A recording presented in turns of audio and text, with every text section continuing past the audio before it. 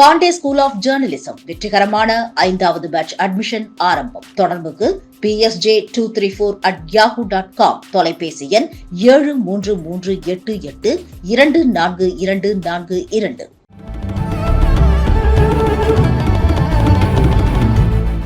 Subverted all rules and regulations to build an poisonous ecosystem in which only they could survive. And also how they institutionalize corruption in all walks of life.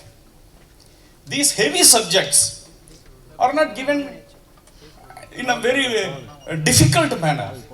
It is presented in a lucid, simple manner, in the same way the lifestyle of Mr. Subbu Anna. He is simple and his writing is also equally simple. And this book, when he writes this book, he marshals all evidences, and I would even say he goes extra mile to marshal evidences, proofs, like a morning star that goes beyond the utmost bound of human thoughts. And this book is also presented in a very anecdotal manner. It is not heavy, it is very easy, and sometimes it is even comical.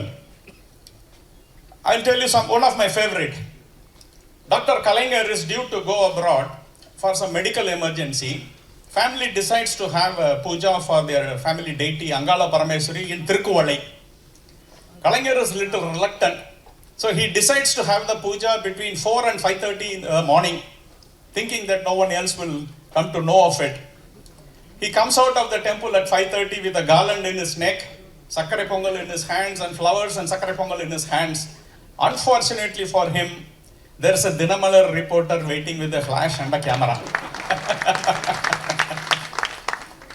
The comedy of errors that follow looks like a page lifted from Tenali Raman Tales. There is something that moved me. In 1920, Srinivasa Iyengar, the then Advocate General, he resigns his position and joins Congress as a full-time member. He happens to meet Bharathi in Kadayam. After a breakfast, they chat, and some local friends of Bharathi join the conversation, and one of the local friends says, "Bharathi, you are an Aryan, we are Dravidians.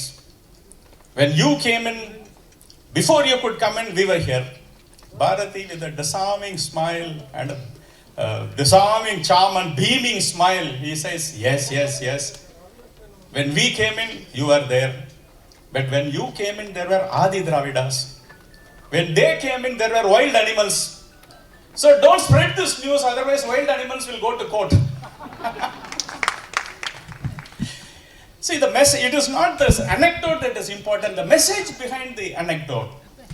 Two people with diametrically different opinion can discuss an acrimonious subject with due cordiality and still be friends. That is the message in this anecdote. This book is replete with such anecdotes. There is one anecdote which shocks me. In 1937, Congress sweeps the provincial polls, and Rajaji becomes the Prime Minister of Madras Presidency. When he goes through the accounts, he was shocked to find that the Justice Party ministers were drawing a salary of 5,000 rupees per month. For 17 years they were in power. Do you know the value of 5,000 rupees in 1937? I ran a check on the historical gold prices. In 1937, 1 gram of gold cost only 3 rupees. And they were drawing 5,000 rupees. If you translate it in gold terms, they were drawing 6,67 lakhs rupees in today's money. In today's money, for 17 years. I think this should have even shocked the Britishers. So, I can go on and on and on and on. But who should read this book? That's very important. Particularly the younger generation, the millennium kids who wants to know about the post-independence history of Tamil Nadu. This book is for you. If you are a patriotic Indian trying to trounce separatists in a debate, this book is for you.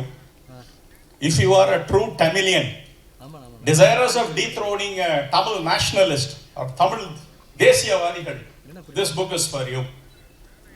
Even if you are a member of the DMK, Congress and Communist, this book is for you because this diffuses all your political arsenals that you have carefully crafted in the last 75 years.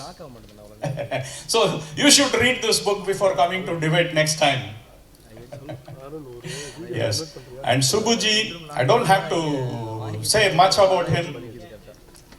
But the younger generation may not know his valor and valiance that shook the DMK rule in the mid-70s is something legendary.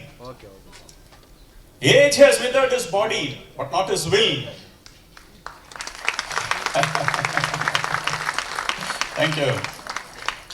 Time has changed the color of his hair, but not the contents of his character. Accolades and laurels are showered on him, but he remains untouched by the wetness of fame and moisture of pride. His entire life is a celebration in anonymity. Such a man has given you this book. If there is one book that we will all be proud of, see, I read a book for two reasons. I read a book if it is useful. Sometimes I read a book to boast about. I read Tirukkural because it is useful. I read Shakespeare because I can boast about it. This book serves both the purposes. You should have this book not only in your reading table, but also in your coffee table. And if there is one book that will be remembered for having changed the history of Tamil Nadu politics in future, it is this, and it is this.